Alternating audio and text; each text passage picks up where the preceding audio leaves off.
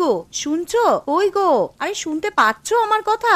উঠে পড়ো, সকাল গড়িয়ে বেলা হতে চললো, উঠে পড়ো, এবার না হলে তো কাজের জন্য দেরি হয়ে যাবে।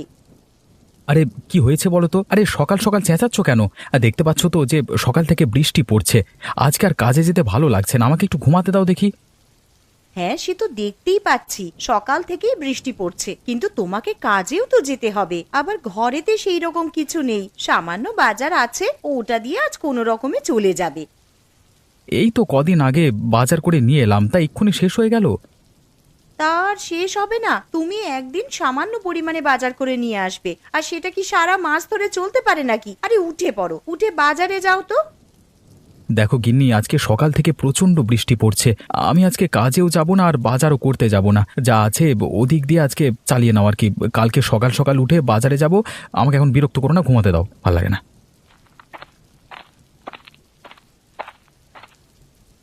মা, ও মা, আমার প্রচন্ড খিদে পেয়েছে, কিছু খেতে দাও। এই তো সোনা, রান্নাঘরে কয়েকটা আলু ছিল, তাই দিয়ে আলুর তরকারি রান্না করতে বসিয়ে এসেছি। আর কিছুক্ষণ অপেক্ষা কর, তরকারি হয়ে গেলেই খেতে দিচ্ছি তোমাকে, কেমন? ঠিক আছে মা, তাহলে রান্নাঘরে গিয়ে বসে অপেক্ষা করি, তরকারি হলেই খেয়ে নেব। হ্যাঁ সোনা, তুই যা, গিয়ে আগে হাত পা ধুয়ে নে, তারপর রান্নাঘরে খেতে আসবি।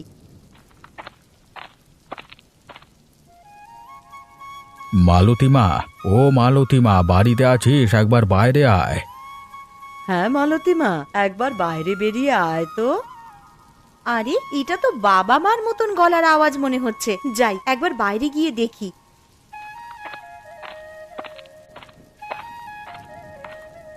আরে তোমরা হঠাৎ করে আমাদের বাড়িতে চলে এলে, আবার এই ঝড় বৃষ্টির দিনে? হ্যাঁ রে মা, চলি এলাম এই বৃষ্টির দিনে। বাড়িতে বসে বসে আর ভালো লাগছিল না, তাছাড়া আবার সকাল থেকে বৃষ্টি পড়ছে। তোর মাকে বললাম যে মেয়ের বাড়ি থেকে ঘুরে আসবে, তোর মা একেবারেই রাজি হয়ে গেল, তাই চলে এলাম। সে তোমরা বেশ ভালোই কাজ করেছো আমাদের বাড়িতে চলে এসে। তা বলো, তোমরা কেমন আছো? শরীর টরীর ভালো আছে তো? কেমন আর থাকবো রে মা, ঠাকুরের অশেষ কৃপায় বেশ ভালো রকমই দিন কেটে যাচ্ছে। তা তোরা কেমন আছিস বল?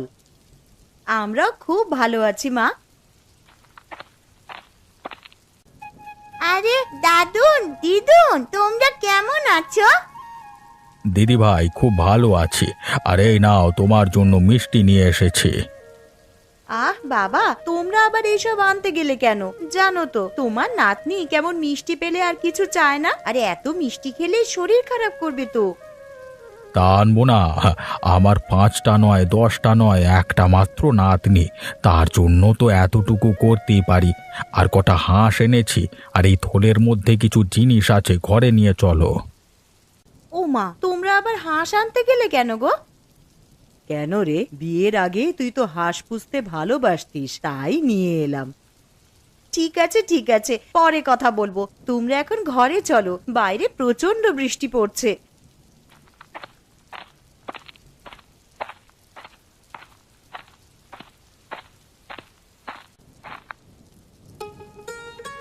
বাবা, ও বাবা, ওঠো গো, একটা সুখবর আছে।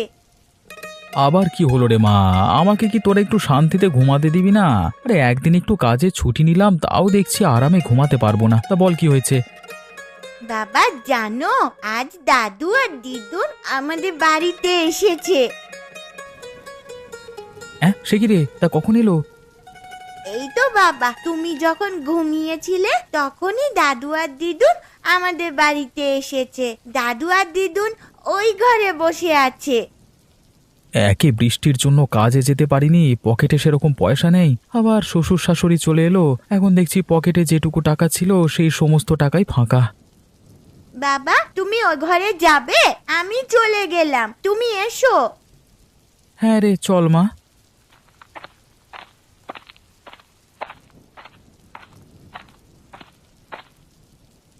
আরে এই তো জামাই চলে এসেছে। তা বাবা মা আপনারা কেমন আছেন বলুন? আর আসতে কোনো অসুবিধা হয়নি তো? না না জামাই বাবা, সেরকম কোনো অসুবিধা হয়নি। তা আপনারা যখন আমাদের বাড়িতে চলে এসেছেন, 1 সপ্তাহ না কাটিয়ে যেতে দেব না, কিন্তু না হলে আমি কিন্তু ছাড়বো না। হ্যাঁ, আচ্ছা বাবা, সে এখন দেখা যাবে। না মা, দেখা যাবে বললে তো হবে না। জামাই যখন একবার বলেছে তখন তোমাদেরকে এই কথা রাখতেই হবে। আর কি গো শুনছো, আর তুমি একবার রান্নাঘরে এসো তো, কিছু কথা আছে।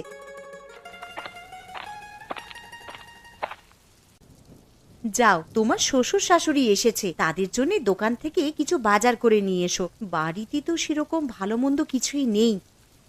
আচ্ছা গিন্নি, তুমি তো জানো আমার পকেটের অবস্থা। দুদিন ধরে কাজে যাইনি, এখন তুমি কি করে বলছো যে ভালো মন্দ বাজার করে নিয়ে আসতে? দেখো, আমি অত শত কিছু জানতে চাই না, তুমি ভালো মন্দ কিছু বাজার করে নিয়ে আসবে, ব্যাস। এখন যে আমি কি করি, হাতে দুটো পয়সা নেই যে ভালো মন্দ বাজার করব। কি গো, কি ভাবছো? আগের মাসে তোমার বোনেরা যখন এসেছিল তখন তো বেশ ভালো মন্দ বাজার করেছিলে, তখন তো আমি কিছু বলিনি। এখন আমার মা বাবা এসেছে আর ভালো মন্দ বাজার করবার মতন টাকা তোমার কাছে নেই। ঠিক আছে, তুমি বরং বাজারের ব্যাগটা আর ছাতাটা নিয়ে এসো, আমি বাজারের দিকে যাচ্ছি। এই নাও ছাতা আর ব্যাগ, তাড়াতাড়ি বাজারের দিকে যাও তো।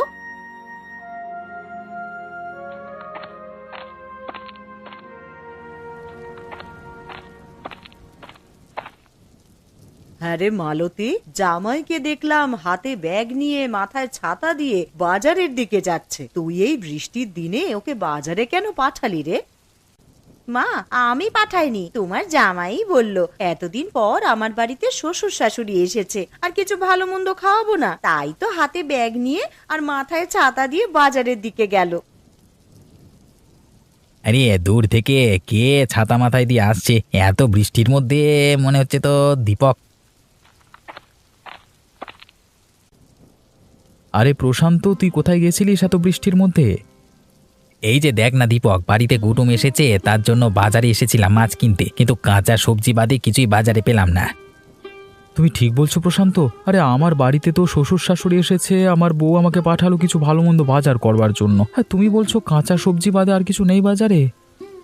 হ্যাঁ রে দীপক, আমি ঠিকই বলছি। আরে তোর পিসিমার বাড়ি আমাদের পাশেই তো, ওনার খুবই শরীর খারাপ, তুই একবার গিয়ে দেখে আয়, বুঝলি? হ্যাঁ রে প্রশান্ত, আমিও শুনেছি পিসিমার শরীরটা খারাপ। দেখতে যাবো করে আর যাওয়া হয়নি, মানে যেতে হবে বুঝলি। হ্যাঁ তুই যা, আর বাজারে তো ভালো মন্দ কিছু বসেনি, তুই একবার পিসিমার বাড়ি ঘুরে যা, বুঝলি? ঠিক আছে, আমি এখন আসছি। একবার বাজারে গিয়ে কাঁচা সবজি কিছু কিনি, তারপর পিসিমার বাড়িতে গিয়ে একবার পিসিমাকে দেখে আসবো।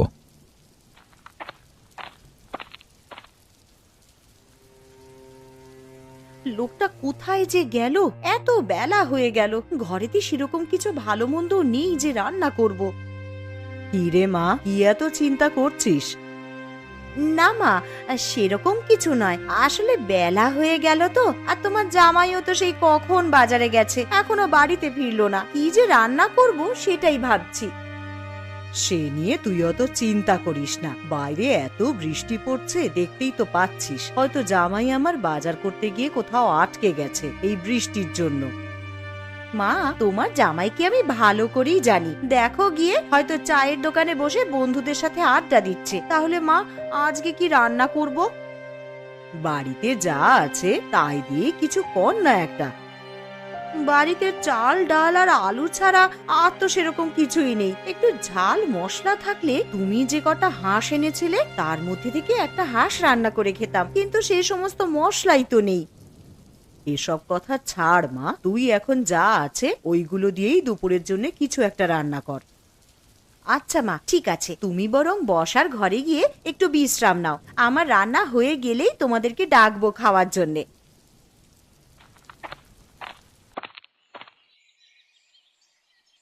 শম্পা বৌদি, আরে ও শম্পা বৌদি, শুনতে পাচ্ছ? বাড়িতে আছো তোমরা? কে? আরে দীপক নাকি? এসো এসো, ঘরে এসো। শুনলাম নাকি পিসিমার শরীরটা খুবই খারাপ। হ্যাঁ গো দীপক, পিসিমার খুবই শরীর খারাপ। তা পিসিমা কোথায়, দেখতে পাচ্ছি না যে? ওই তো পাশের ঘরে শুয়ে আছে, আসো পিসিমাকে একবার দেখবে এসো।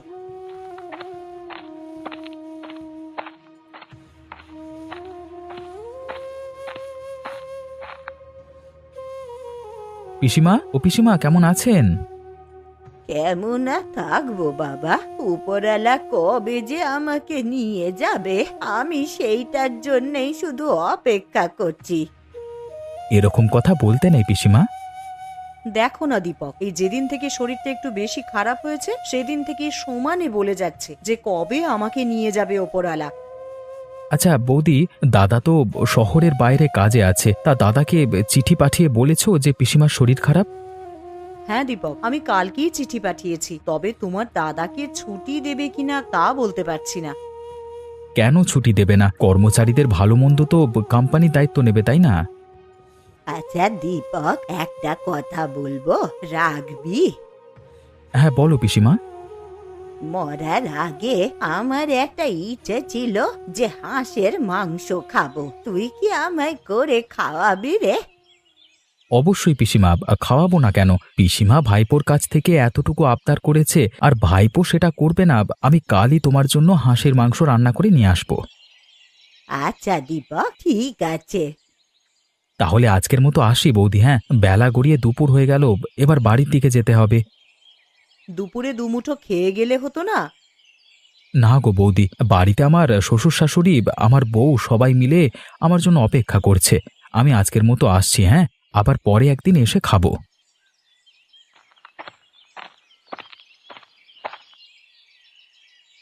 কই গো গিন্নি, আমি চলে এসেছি। এই নাও বাজারের ব্যাগটা নাও। এই যে মহারাজের আসার সময় হলো এতক্ষণে, তা বলি বাড়িতে কি রান্না হবে সে বিষয়ে আপনার কিছু হুঁশ ছিল?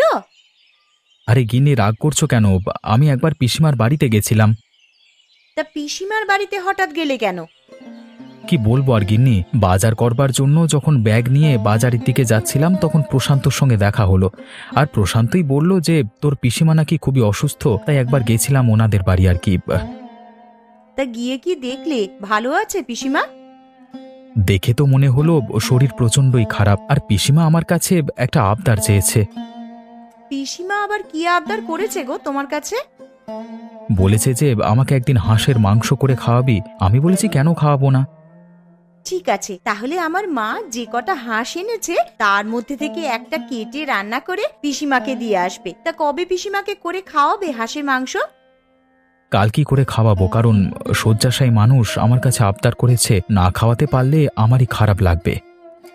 তাহলে আজ রাতেই বরং হাঁসের মাংস রান্না করে রাখি, কাল সকাল সকাল উঠে তুমি পিসিমার বাড়িতে গিয়ে দিয়ে আসবে।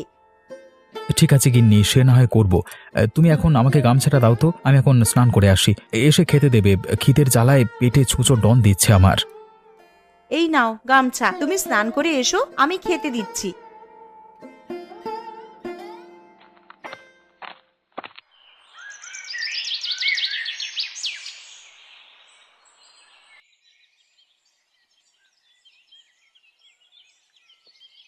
গিন্নি, তোমার মা আর বাবার খাওয়া হয়ে গেছে তো? হ্যাঁ গো, মা বাবার খাওয়া হয়ে গেছে, আর মেয়েটারও খাওয়া হয়ে গেছে। ওরা তিনজনে মিলে এখন ঘুমাচ্ছে। দীপক, আরে ও দীপক, আছিস নাকি বাবা ঘরে? আরে দেখো, তোমার নাম ধরে কে যেন বাইরে থেকে ডাকছে মনে হচ্ছে। আরে হ্যাঁ, তো এটা তো পিসিমার গলার স্বর বলে মনে হচ্ছে, কিন্তু উনি তো শয্যাশায়ী, উনি আমার বাড়িতে কি করে আসবেন? কিন্তু এটা তো পিসিমার গলার আওয়াজই মনে হচ্ছে গো। আচ্ছা চলো বাইরে গিয়েই দেখি। আরে পিসিমা, তুমি এখানে কি করে এলে? আরে তোমার তো প্রচন্ড শরীর খারাপ, তুমি তো দাঁড়াতে পর্যন্ত পারো না। আরে আমি পুরো সুস্থ হয়ে গেছি রে। কিন্তু আমি দুপুরবেলায় গিয়ে তো দেখলাম তুমি বিছানায় শুয়ে আছো, তো এখন কি করে ভালো হয়ে গেলে? সবই উপরওয়ালার ইচ্ছা রে বাবা। তা তুমি আমাদের বাড়িতে এলে বৌদি কিছু বলেনি তোমার? না না, কিছু বলেনি আমায়। তোমার বৌদি শুধু বলল যে সাবধানে যাবেন, আর দীপক হাঁসের মাংস খাওয়াবে বলল, তাই আর লোভ সামলাতে না পেরে চলেই এলাম। তা আপনার ভাইপো তো কালকেই আপনার বাড়িতে মাংস রান্না করে দিয়ে আসতো। কালকে যদি আমি আর না থাকি তাহলে তো আমার আর শেষ আশা পূর্ণ হবে না, তাই চলে এলাম আর কি। আর এসেছি যখন, আমি নিজের হাতেই তোমাদেরকে রান্না করে খাওয়াবো। এ তো খুব ভালো খবর। তা পিসিমা, তুমি রান্না করতে পারবে তো? কেন পারবো না রে, মালতী তো আছে, ও আমাকে একটু সাহায্য করে দেবে। চলুন পিসিমা, তাহলে রান্নাঘরের দিকে যাই। আপনি আর আমি মিলে হাতে হাত লাগিয়ে হাঁসের মাংসটা করে নিই বরং। হ্যাঁ বৌমা, চলো।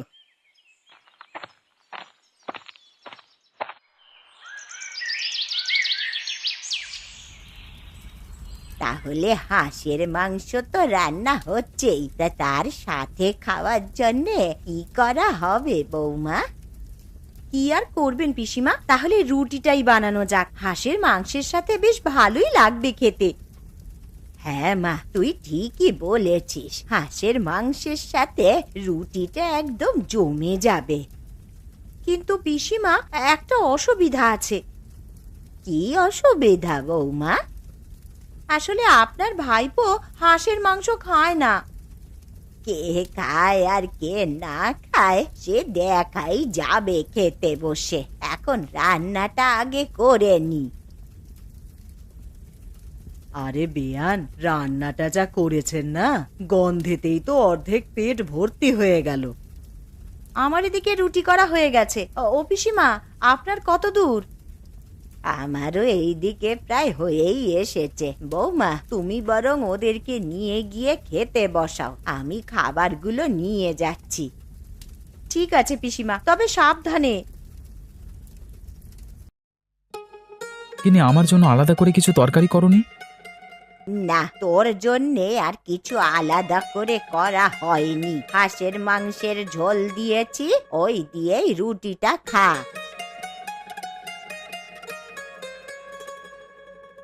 এ কি পিসিমা, এ তো দেখছি হাঁসের মাংসের প্রচুর স্বাদ। আমি আগে জানলে এই মাংস ছাড়া আর কিছুই খেতাম না। সত্যি পিসিমা, তোমার হাতে জাদু আছে বলতে হবে।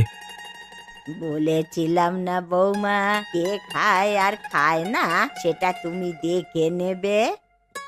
সত্যি পিসিমা, আপনার হাতে জাদু আছে। যে কিনা হাঁসের মাংস ছুঁয়েই দেখতো না, তার কিনা এখন হাঁসের মাংস ছাড়া আর কিছুই খেতে ভালো লাগছে না। তাহলে পিসিমা, এখন তো রাত হয়ে গেছে, আর এখন বাড়িও যেতে পারবে না, কালকে সকালেই যেও। ঠিক আছে বাছা, আজ তোদের বাড়িতে থেকে কাল সকাল সকাল আমি বাড়ি চলে যাব।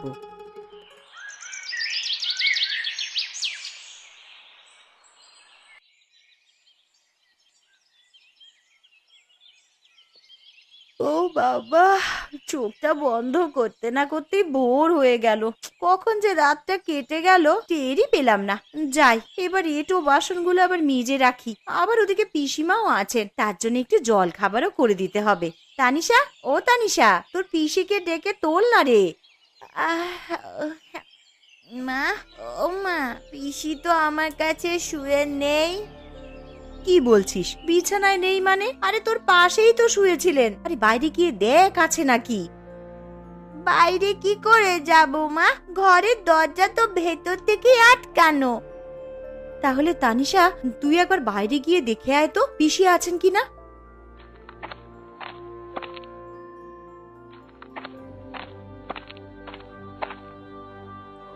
মা, পুকুর ঘাট আমবাগান সবই তো দেখে এলাম, কই পিসিকে তো দেখতে পেলাম না। কি গো, শুনছো? আরে কই গো, তাড়াতাড়ি ওঠো, পিসি কোথায় যেন চলে গেছে, ঘরে নেই। তুমি গিয়ে একটু দেখো না। চলে গেছে মানে? কোথায় আবার যাবে? ঘরের দরজা তো ভেতর থেকেই বন্ধ ছিল, পিসি দরজা দিয়ে বের হবে কি করে?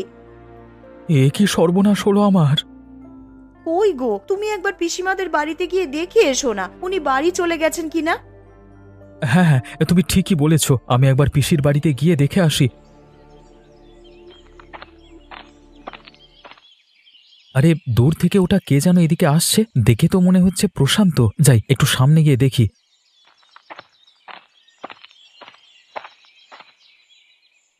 আরে প্রশান্ত, তুই এখানে কি করছিস? আর এত ছোটাছুটি করে কোথায় যাচ্ছিস?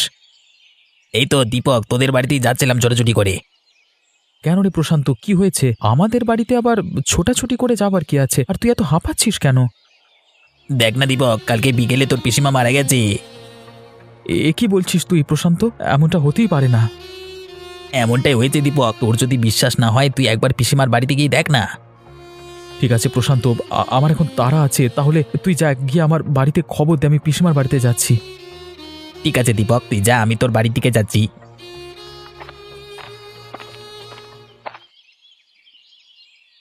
এ কি, বাড়ির সামনে এত ভিড় কেন? তাহলে প্রশান্ত যেটা বলেছে সেটা কি সত্যি?